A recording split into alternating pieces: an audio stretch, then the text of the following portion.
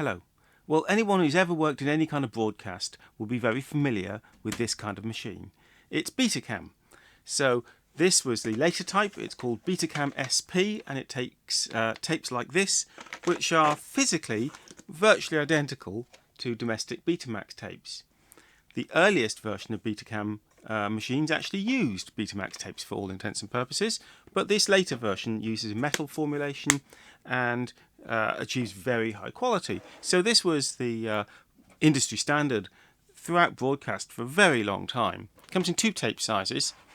This is the larger one. So the same machine accepts both. And it was so successful that all VHS derived formats didn't really get a look in. And it continued with more success after the analog days. It went to digital Betacam, which was also hugely successful.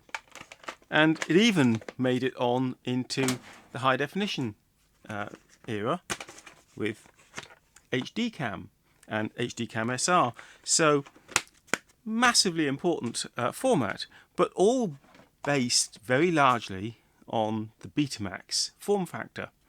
Now, a great thing about Betamax and all these other beta-derived formats is that the end-stop system uses a magnetic sensor that detects a special leader tape, which is a sort of like a metallic foil, and it can detect the change in magnetic flux based on a small coil that sits inside the machine. And that was much more reliable than the VHS optical system and used on the VHS-based studio formats, which shone light through the tape. And that could have all kinds of problems. The light could fail, especially in the early days when you use light bulbs. You can get problems with exterior light getting in. If you've got the machine apart and you're working on it, the machine can go mad because it sees light in all the wrong places. The sensors can move out of alignment. It's just not a very good system. So that foil system, which is not at all based, as has been suggested elsewhere, on the foil that is used on audio 8-track audio tapes, where they actually look for an electrical connection. This is magnetic based. It's generally extremely reliable, and I've never had any trouble with it until today. And I want to show you what's happening. I had a set of tapes in from a customer which were both the large and small form factor, but all the small form factor tapes were Maxell branded. And I've never had any trouble with Maxell tapes before, but something has gone on with these. Something's gone wrong with them. And you can actually see, if you look very closely there, that the leader is not sitting right on that spool.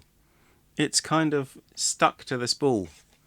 And what happened when we had these tapes in the machine is if they got to either end of the tape, it could stop the machine, and it could, on some of the tapes, it caused it to snap. Now, normally when a Betacam tape snaps, that's due to mould. And I've had that problem before, and I've done a video about it, so see the link there. That was not the problem in this case. Mould can glue the tape together, but it turned out that the leader tape was oozing gunge, and that's glued the tape together. So we've had this error message appear on one of my Betacam machines, and it won't allow us to eject the tape. Let's see what we have to do. Now, I was trying to play these tapes on the UVW1800P. The same principles would apply to other models in the same range, 1200, 1400, 1600, and here I have at the moment a 1200 player. So if you get a tape stuck in here and it won't eject, there is a manual eject procedure. Let's take the lid off and have a look at the instructions inside. So it says removing a cassette with slack tape. Now, it's not in this case a slack tape problem, but you have to follow these basic instructions. The first thing you need to do is connect a monitor to the video output 2 connector.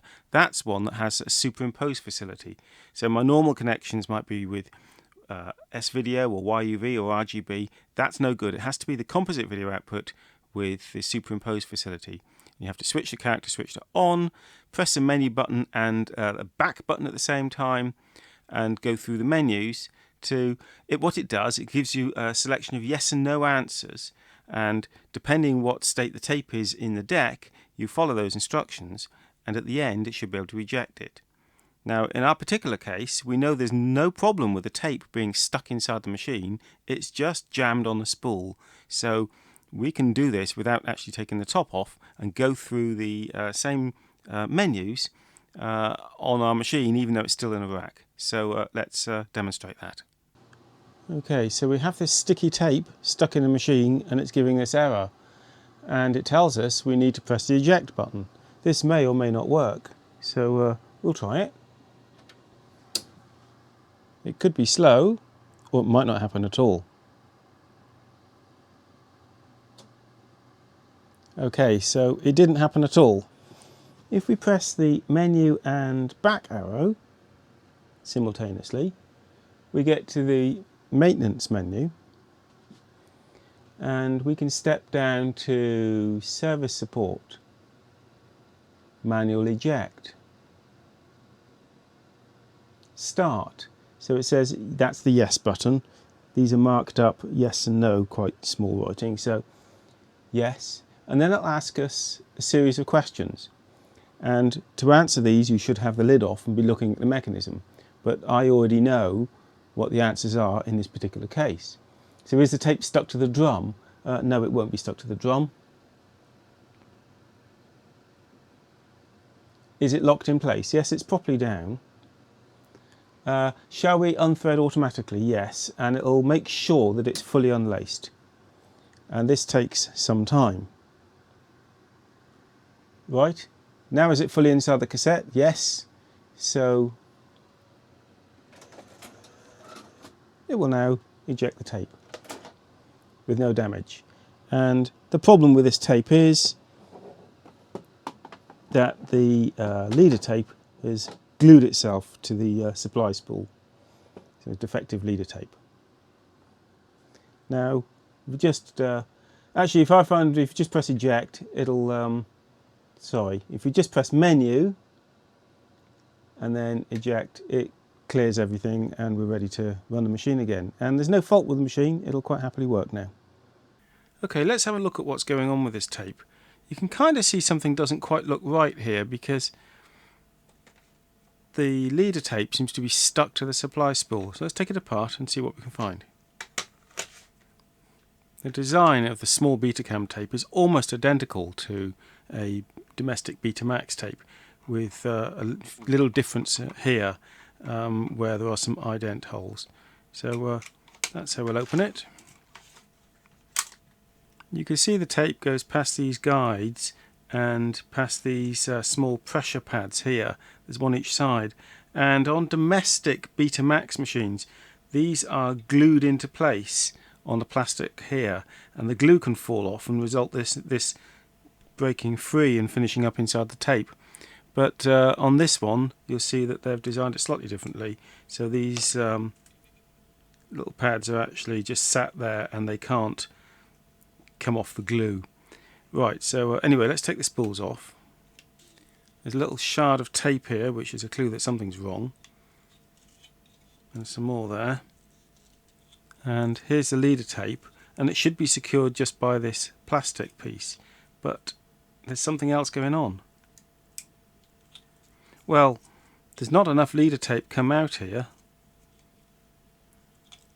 So this should be able to come out so that it meets the sensor in the machine. And it's not, it's stuck to the supply spool. That's really stuck. It just doesn't feel right.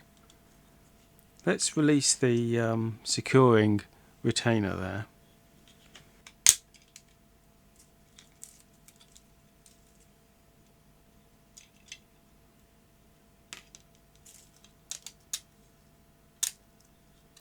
Aha.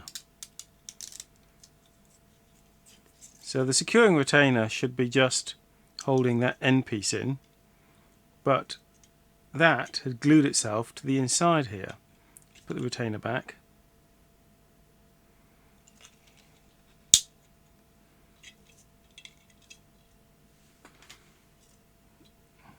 Now the leader tape can feed out far enough, but listen, you can hear it. It's gone sticky. This whole piece of leader tape has gone sticky and was gluing itself together. So that didn't come out far enough to meet the sensor inside the machine, because this loop was stuck by the stickiness.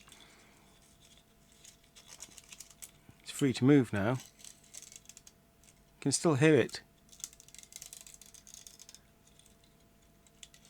Shouldn't make that noise. And some of the tapes were worse than that. This was actually really physically tacky to touch. So it must have been a manufacturing process, manufacturing defect at Maxell when they were making these particular tapes, that they'd got the binder wrong, because of course this metallic tape is probably made in a similar way to this tape. It's got probably something like mylar coating and then something evaporated or sprayed onto it, and the adhesive to retain that is degraded. Right, we can reassemble this tape now. So reassembly does mean sliding the tape in there, not just going around the outside of this, but on the inside alongside the small retainer there, this piece of plastic, which can break free on some domestic Betamax tapes, and similarly on this side. There we go. The brake system on Beta is better than VHS. On VHS it's released in the middle, so there's a pin on the machine that pushes up and releases a brake on both reels, but on Beta it's designed so that when the lid is open, the front lid, that releases the brake, and that's just a nice design. I like that. Note that on domestic Betamax and early form Betacam oxide, this would be the record prevention tab, but on BetacamSP onwards it was over here. And so they always left this out on BetacamSP and DigiBeta and HDCam to prevent you from accidentally recording on one of these metal formula tapes using a domestic Betamax machine or a Betacam oxide machine that wasn't designed to take this kind of tape. To release the front door on Beta, you push on that. And I've mentioned before that it's possible to get this tape on the wrong side of this guide, and if you do, bad things happen. It tends to happen more with certain domestic Betamax machines. So you need to make sure that that tape is sitting on the top side of that guide. Well, I hope you've enjoyed learning a little bit about BetacamSP tapes and the machines that play them. Bye for now.